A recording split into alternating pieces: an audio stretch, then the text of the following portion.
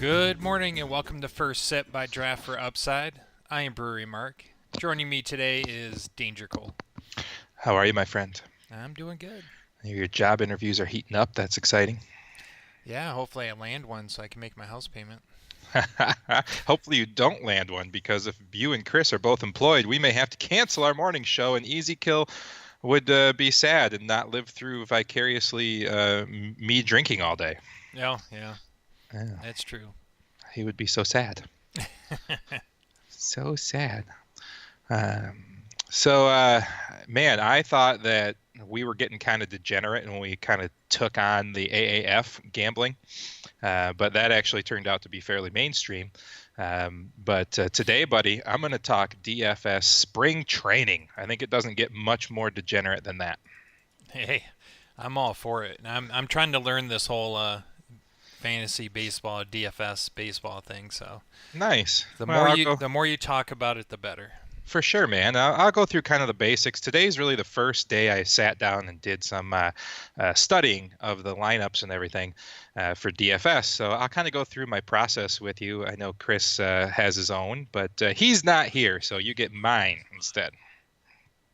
So, but anyways, actually, Fantasy Alarm does a pretty good job of keeping up on the spring training material, and they have confirmed lineups and projected pitchers and all the splits breakdowns, and so it's pretty nice. So, what spring training is this year on DraftKings is they only pick 4 games each slate, usually the 1 o'clock games, and that's all you get to play with. So you get 8 teams to pull from, and this year all of the spring training salaries for each player are completely equal. You can literally put any player in that you want, so you can go all chalk.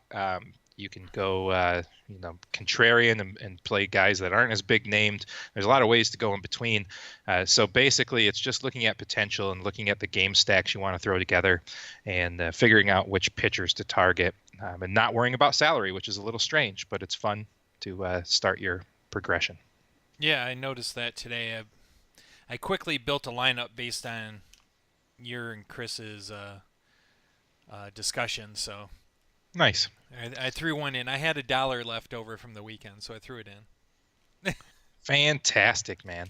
Yeah, I didn't check to see if they had any free rolls going. That's been fun on the AAF stuff over at Fanball, is that they have a 3-entry max free roll every week, so you can goof off in that. Which I made a run at last night. I was in 8th place at one point, and then McKay quit scoring and other people started scoring, so I ended up finishing 69th. But that's not bad out of 1,949 players. No, not at all. Just missed out on my buck. But Yeah, I ended up doing just a Sunday only lineup and made $30 on 13. So nice. I'll take Yeah, it. yeah, enough to keep playing next week, right? Exactly. Um, yeah, it's been fun to watch. I watched a little bit last night. I did get my bow flicks and got my swole on yesterday while I watched a little game. So Oh, that was pretty fun. actually using it?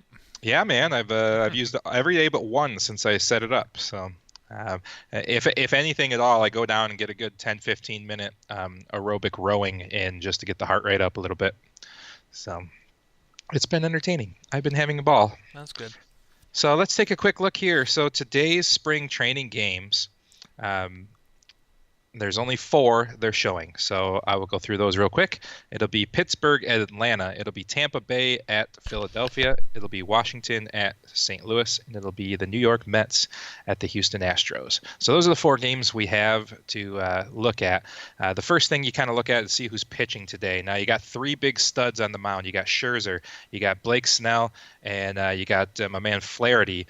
These are the 3 kind of shining stars of the day. They're going to be extremely highly owned, but they have the highest strikeout potential. They have the best pedigree on the day, and when all salaries are equal, I basically say let's not get too cute. There's a couple other guys out there that you could target if you really wanted to be contrarian. Our buddy Chris Emmerich, he likes Kyle Wright, the right-hander for the Braves. Going against the Pirates really suck. So that's not a bad pick if you want to stay away from those other 2 guys. But I'm playing in a single entry, and I'm playing in a couple of cash games today. So I'm going to keep it easy, and I'm going to go with a combination of those top 3 guys I mentioned. So that's where I kind of start at. And then after that, I look at the other teams available that are not playing against the guys I'm starting, of course, because that's not a good idea. And you look at the fields they're playing in, and start kind of thinking about on top of what pitcher's playing, what are the best fields to target. So they're playing in Philly, which is an okay field to target against. You know, usually good home runs. Cold though, so well, in Philly normally. Obviously, the spring training game is either out west or down in Florida, so it doesn't matter that much. But when you're looking at the regular season, Mark, you got to look at the ballpark and figure out which one has the best ballpark factors. So when you're looking at that, if it was today and they were actually in their hometowns, going against Philly is a good move. That's a good field to target.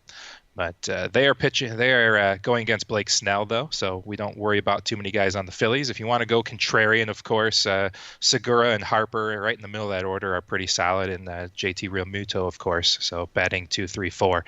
But I'm not going to target against Blake Snell because I'm going to play Blake Snell. So as much as everybody wants to play Harper, I probably would stay away. So when you were looking at this, Mark, you're just kind of figuring this out. What was your eye originally drawn to?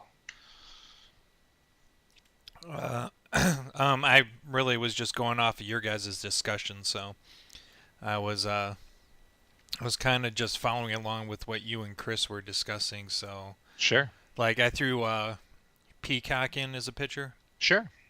Yeah, Peacock's the other guy that Chris likes if you want to go contrarian away from those guys. I do have a small concern, although Chris did bring up it's Scherzer's third start, so they should keep him in a little longer. But you never know if Washington can't get on the board. He might get pulled out in the third inning rather than bat. So there is that chance. He probably will pitch through a good solid 4 or 5 innings. But if you want to go contrarian, get off of Scherzer and try out Peacock because he's playing in the American League and there won't be that issue. That's not a bad target to look at as well. So I don't mind Peacock either. So Easy Kill's asking, does he think it helps regular DFS regular season DFS to play the preseason DFS? I mean, yeah, sure it does. You get into good habits of doing your research and looking at your players and looking at splits and looking at park factors. Like I said, I was looking at park factor, even though I know that they're playing in spring training areas, just because you get used to the idea of gravitating towards those stats that you're looking at. So absolutely, it does help your regular season DFS by playing spring training, just because it gets you back into your good habits. Or in my case, get into a habit. Get into a habit altogether, right? Yeah. So we're looking at those games for the pitchers. So yeah, Peacock I can get behind, Snell, Scherzer, Flaherty. I can get behind any of those guys. The guys I really want to target is I want to go after Nick Kingham. Nick Kingham is pitching for the Pirates today. He's a right-hander and he's going up against the Atlanta Braves. And the Braves look pretty good. Right away, you see Freddie Freeman, a left-handed first baseman batting third in that order, who historically is extremely good against right-handers. He's a power hitter. He's an average hitter. So I'm starting my first base lineup with Freeman going against Kingham. I kind of like this game as a stack, and so does Chris. So what I mean by stack is obviously you play players in a row like you would play players in a line in hockey, Mark. You would play players in a row in baseball to get the correlation, because if Freddie Freeman, say, hits a double to get on, right, and then Acuna comes up, hits a single, now he's on first and third, then Markakis is up and he hits a double, you get not only the 2 RBIs for Markakis, but you get the run scored for Freeman, the run scored for Acuna, and you get the 2 RBIs. So you get all 3 of those players accumulate points for one single hit. So that's a great way to start looking at your teams, is looking for correlation, looking for guys in a row that play really well together. Kingham being a right-hander and Atlanta being heavy on the lefties. You got Freeman Batting third, Markakis batting fifth, McCann batting sixth, that are all lefties. And of course, Ronald Acuna, who was an absolute stud last year, who doesn't really have a big split between lefties and righties. He's pretty consistent, is in the middle of that. So stacking Freeman through McCann's a great idea. You could go a little lower, go Donaldson. I'm not a big Donaldson guy. Chris likes him. He's probably going to be highly owned today. But you could go Donaldson through Markakis to get the 2 to 5 hitters. And second base is another one you could jump off from and get onto Camargo. Actually, I think he's third base eligible right now. So Camargo down at the seventh down there. Don't worry about too much about who the starting pitcher is. Like Chris said in our chat this morning, the guys are only going to go through the lineup maybe 2 times, and then you're going to get the backup guys. And these guys are fighting for roster spots. So, target those weaker pitchers to start, but if you really just love a guy on the day, just go ahead and throw him in there. So you kind of get what I'm saying about stacking in baseball. You want to line these guys up so when one guy gets a RBI, you get the run scored for the other guy, and everybody gets points off of just one single hit. Yeah, it makes sense. It looks like I accidentally put in a Washington stack, which you absolutely could do. I mean, you could could play some Washington. Yeah, I have 2, 3, and 4 in my lineup currently for Washington. Sure. So you're going to take a shot going up against Flaherty. So that's probably going to be a very nice contrarian play. I don't like Flaherty as much as the other 2 high-end pitchers on the day, simply because Flaherty went out and struck out 9 guys in 4 innings last time he was up. And so everybody's paying attention to him right now. The likelihood of him going out and striking another 9 out in 4 innings is very low. And I think he's going to get a very big boost in ownership because of his last performance. So it's a really nice contrarian play to fade Flaherty and then go after those guys. So you're talking about Turner and Soto and Rendon. Yep. Yeah, which absolutely. I mean, they're power guys. They're high average guys. It's a really nice lineup they've put together in Washington over there. It's not ideal to target against Flaherty, but it's definitely a good GPP play if that's what you're going to look at. For cash purposes, I probably wouldn't do that. For myself. And that's the other difference between cash plays too. You don't have to stack in cash plays. You just want the guys that are going to be hitting at the top of the lineups, the guys that are in good positions. And the stacks aren't as important in cash lineups. The stacks are super important in GPPs. Of course, it rules you out if you're wrong, because I got a lot of lineups where I have all the Tampa Bay and all the Atlanta, and that's all I have. So if Tampa Bay and Atlanta don't perform, then I'm way out of luck. But if I hit on both of those, I'm going to cash out on some GPPs. Well, I'll probably roll with it then, because I entered one huge dollar GPP. So absolutely. So if you're entering that $10 2K to first place GPP, you got to get contrarian, and that's not a bad play. Yeah. All right. So I'm staying away from that one. I'm just playing a couple of cash games in the small single, just to get my feet wet. I'm not ready to throw it all up there yet. So watch, I'll take first place in my 27-person tournament, and my score would have got me like $500 if I'd put it in the big one. Right now, you mentioned don't play Bryce Harper, so who would you play instead? So looking down at that, they're going against Blake Snell, and Harper is really good against right-handers, one of the best. He's incredible. He does struggle a little bit against lefties, and I really like Blake Snell today. His strikeout potential is insane. Harper likes to strike out, so I'm not a big Phillies guy today. But if you're going to go contrarian again, he is a nice play. Segura is a nice play at shortstop there if you want to get contrarian. But for me, like I talked about in Atlanta, I like pretty much everybody from 2 to 7 in Atlanta, so fit him in whenever you can. I don't like Donaldson, but Emmerich likes Donaldson, and he has scored a lot of big scores recently. So maybe you should listen to Chris while he's on a heater, huh? So what and then about on the Acuna? Acuna, absolutely. I love Acuna. So Acuna is a righty going against the righty, and I bring that up because the most basic thing you can look at is most guys perform better against the opposite-handed pitcher. Right. Just because of the angle the ball's coming in for the batter. But it's not true for every guy. So it's good to look and target lefties against righties, righties against lefties to start your research there, but it's not the end-all be-all. And if you're on Fantasy Alarm, you can click on the guy. So we'll look at Acuna right quick here, and you can actually see his splits last year. So last year, batting against left-handed pitchers, he hit 302. Against right-handed pitchers, he hit 290. And if you extrapolate his home runs, he's basically even. RBIs, he's basically even. Hits, he's basically even between the two. So he doesn't really have a pronounced split between righters or lefties. He's just an absolute solid all-around bat. So I love Acuna. I think I've got him in all three of my lineups I put in today. Okay. Um, that is a good question, sir. So it's really nice to go in there and look through those splits, and of course they get updated as the season goes. These are 2018 numbers they're still playing with in spring training. You can go through your any sports app and look how they've been doing through spring training too, and take a look at guys. So one of the guys I like that's been hot through spring training is Moran. He's the left-handed third baseman for the Pittsburgh Pirates, Colin Moran, and he's been pretty hot, and he is a right-handed specialist, meaning he only plays against right-handers. He does not play against left-handers typically, and he's been pretty good so far in the preseasons, and I don't think a lot of people will be on him. Wright is kind of one of those fringe guys a few people may start, so Colin Moran, the third baseman for Pittsburgh, batting fifth in that lineup. I like him. He's probably the only guy I like on the Pittsburgh squad.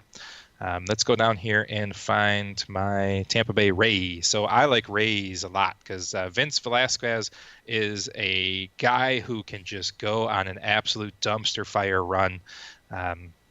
He was super good when he was very young, and ever since then, he basically has a job in name alone. If you ask me, he's all right. He's fine. He's a starter, but yeah, definitely a guy you can target because if he starts running bad, he's going to suck. And one of the guys running the hottest in spring training so far has been, Brandon Lowe. Brandon Lowe is leading off for Tampa Bay.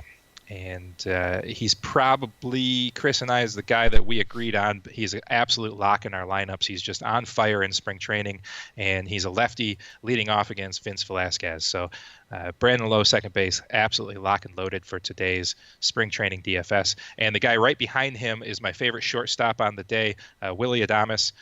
Even though he is a righty against righty, he has all the tools you need to score well, and I'm not worried about him versus Vince Velasquez. Chris and I also have a little bit of love for Avisail Garcia batting cleanup. Kiermaier's okay, but his batting average is so low. I just don't know if I can trust him even getting on base. So there's a few guys there I like on Tampa Bay. Everything sounding okay so far, Mark? Am I way over your head, or are you good to go? No, I swapped Low in right now.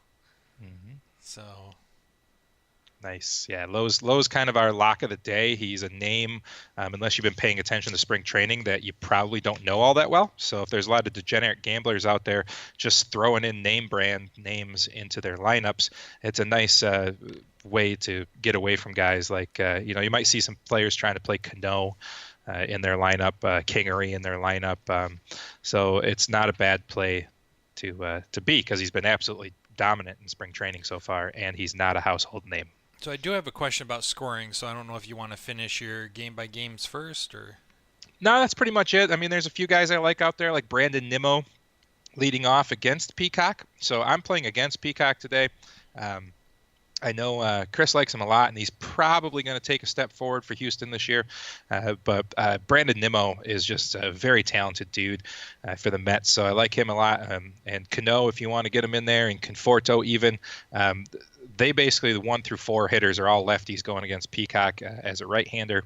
And, not a bad target there, especially if some people are pivoting to Peacock away from one of those big names. If you can get those couple of guys in the leadoff there to get off to a good start against Peacock, that does you, 2 bonuses in fading Peacock and jumping on some of those hitters. And that's pretty much all the guys I like for today. Little splash of Yuli Gurriel over at Houston if you want to get Contreras in there, or Tyler White if you want to change out your first baseman. But I think Freddie Freeman is the obvious play for the day. So your favorite pitchers were? My favorite pitchers are Scherzer, it's got to be number 1. Snell's number 2 for me. Flaherty was unbelievable his last outing. And then I don't mind Peacock. And I don't like Kyle Wright at all, but Chris Emmerich likes him as a contrarian play. And Snell's playing against Pittsburgh? Correct. Oh, I'm sorry. No. Why did I just lose? Sorry, I he's lost my train of thought, Philly. Mark. He's playing against Tampa. Yeah. Snell is Tampa. Oh, Snell is Tampa, so he's Yes, at Philly. yes, playing against Philly. Okay. Right. Which Philly's lineup is dangerous. It's not the easiest lineup to work around, but his strikeout potential is just so good. He can give up a few runs and still strike out 7 or 8 players in a 4 inning outing. Yeah, so that brings me to some of my scoring questions because I haven't really dug through it. So I would assume most of the positional players, it's hits, RBIs, extras for like doubles, home runs, and stuff. Oh, certainly. Um, what about catchers? Is there anything special about catchers? Nope, nope. All hitters are the same. All pitchers are the same. You can put relief pitchers in these games, especially when they're all even salary. It doesn't really make a lot of sense. But if you got a line on a guy you just really like, you can throw them in there. But really, you're just looking at starting pitchers and you're looking at batters. So your scoring on DraftKings is 3 points for a single, 5 for a double, 8 for a triple, 10 for a home run, 2 for an RBI, 2 for a run scored, 2 for a walk, 2 for a hit by pitch, and 5 for a stolen base. And then the pitchers get 2.25 points for an inning pitched. They get 2 points for a strikeout, 4 for a win, -2 for an earned run, -0.6 if they give up a hit, -0.6 for a walk, -0.6 for hitting a man. They get a bonus of 2.5 points for a complete game, another bonus of 2.5 points for a complete game shutout, and a 5-point bonus for a no-hitter. Wow, you think no hitters would be more? Yeah, you would think. They don't happen too often. But if you get a no-hitter, but here's the thing, you're going to get the win for 4 points.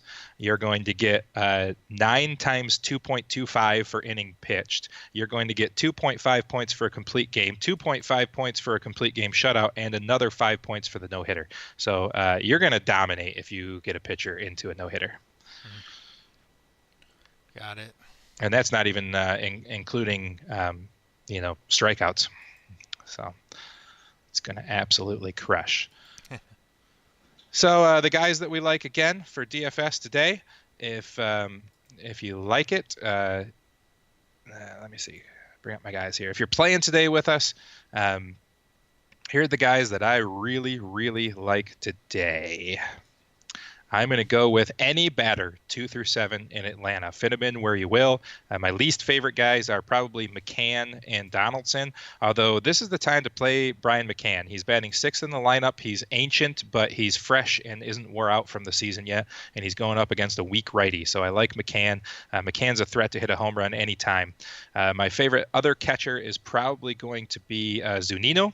So Zunino plays for Tampa Bay, and though his batting average is terrible, he has multiple games with multiple home runs. He's a guy that when he's locked in could hit you 2 home runs in the game, no problem. At first base, I'm really only looking at Freddie Freeman. He's probably my favorite play of the big names for the day. At second base, we're locked into Brandon Lowe. At third base, there's some discussion there who we like. He likes Donaldson. We both kind of like why did I lose my train of thought? Colin Moran. I like Colin Moran a lot, probably a little bit more than he does. And Camargo is a nice swap out at the 7 spot from Atlanta. At shortstop, you could play Segura if you want to go super contrarian, but I'm pretty much a Willy Adames guy. I think that Tampa Bay lineup has been stroking.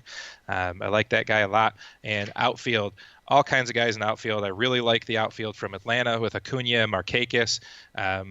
I can get behind Nimmo. I can get behind a few other guys out there. And that's really my breakdown for the day, man. Awesome. Well, it was a great breakdown. So, cross your fingers. I put $1 in. Let's see if I can double that up. All right, I dig it. All right, well, we only lost 3 listeners while we were talking about DFS spring training, so that's not bad. No, it's a baseball crowd, right? That's right. Well, we're going to see Lenny up after us here at noon. We have Pitches Get Stitches with Joel. I heard JJ is not going to be in today, so after that, drop the mic with Mike Eccleston. Money is Twice as Nice is a new show, looks like at 5:30. Roto Imbeciles at 7 p.m. Andy and That Guy at 8 p.m. And a Sports Buffet with Lou and Ron at 9 p.m. Big John Monday at 10 p.m. And Fantasy Fisticuffs Baseball Monday with Dan and Dave at 11 to midnight. So we are pretty much full schedule for the entire day today at LennyMelnickFantasySports.com. Yeah, our first sip. We're by Draft for Upside. Join us tomorrow at 11:30 and on Wednesday nights from 7 to 9. Thank you, sir, and we'll see you tomorrow morning.